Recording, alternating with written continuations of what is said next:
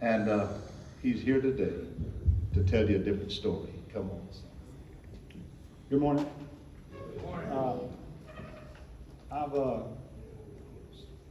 I don't want to get too far into the turmoil and the pain that I've caused a lot of people, and you know the drugs. Been to prison 4 times.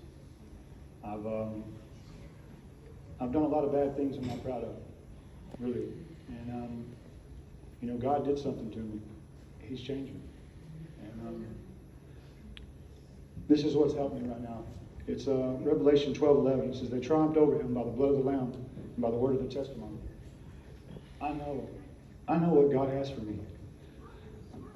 I know what He has in store for me. And I've got friends here: Ashley, Chris, Crystal, Tara, my daughter, her guardians, her mom and dad, her sister, my niece, Will. I mean, I got a picture. We're 4 years old together in soccer. And you know, I'm grateful. I'm grateful for the prayers of this man, his wife, and especially my mother. Because I'm not supposed to be here. I'm really not. And I have a really good story, and I can't get into all that because I don't have enough time, you know. But I want to tell y'all, God is real. And if you don't believe, I'm walking proof. That man right there is walking proof. Ashley Harbor. You can go to the East Texas Journal and hear his story. His testimony is powerful. It's going to change the world. He's going to travel all over this nation changing people. I know he is. I know he is. And I hope I'm there with him. I hope he allows me to be there and help him and do that. He's been my friend my entire life, as well as Will.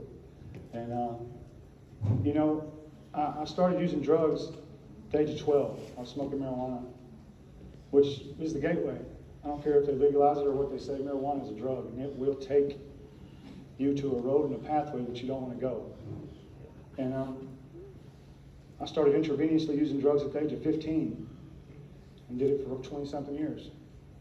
And God has removed that desire from me, thank God. Because I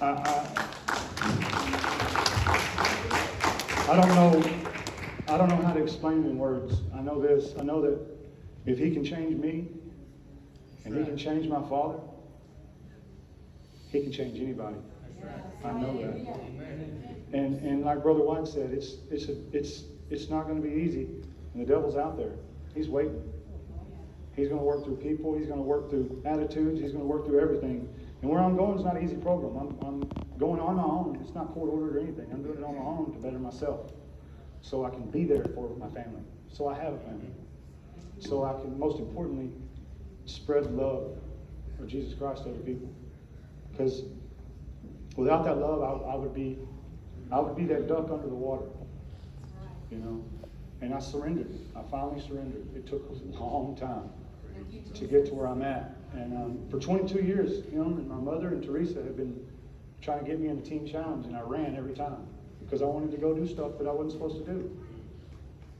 I neglected my children. I neglected their needs. I neglected my family. I hurt people that didn't deserve it. They'd done nothing to me. But by the power of God, I'm changed. And it's like this. You know, I told Brother White this story a while ago. I'm going to say it real quick and then I'm going to stop.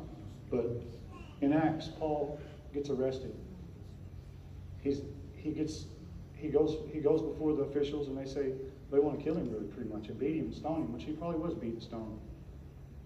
I know he was, but at this time,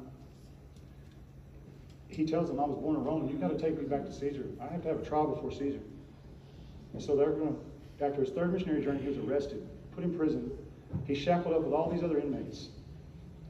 They get in a shipwreck and they end up on Malta, an island, where these people bring them in, clothe them, feed them, and Paul's telling them about Jesus. The devil is like that snake that was in the sticks he picked up and threw in the fire, and beat him on the hand and he shook him off in the fire. See, in life, sometimes we may go to prison. We may be addicted to drugs. We may do some really, really bad things to people that didn't harm us. But God's always going to be faithful, no matter what. He'll pull you in. He'll take you and he will do something to you if you allow him. You have to surrender everything. You can't just give him a little. Because I tried to give him a little before. And I'm sure, Tony, you spoke with me earlier. Time and time again, I've given him a little bit and a little bit. I didn't want to give him it all. Today, I've given him it all. And you know, just because things and you surrender to God and things are going good in your life, don't think that devil's not hiding those sticks to bite you. But you got to shake him off and throw him back in the fire where he belongs. You have to. But thank y'all for letting me share. And I mean, I'm grateful for the prayers of this church, because I'm gonna tell you, the power of prayer is more powerful than anything on this earth. And it's the closest thing you can get to God on this earth is by talking to Him. And you know, I wake up every morning and I thank Him today. And thank y'all for letting me share.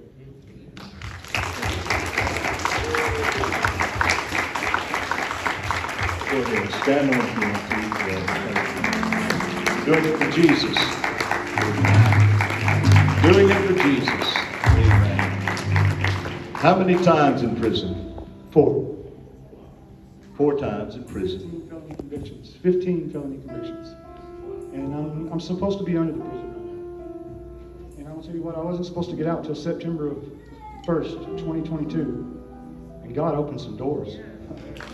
He opened them up so I can be here. You know, it's never too late. It's never too late. And if you think God and prayer can't get you out of a prison or out of an addiction or out of turmoil, you're wrong. Because I'm living proof. The dude right there is living proof. Chris Morgan's living proof. You know, he can change anybody. If he can change me, he can change anybody. Because I was the scum. I was the worst of the worst of the worst. And that includes every area of my life. But today, He was right behind me. today, I'm shining. I'm going to keep shining. And I got to polish it up every day. And I'm going to with this right here. Listen to this little song.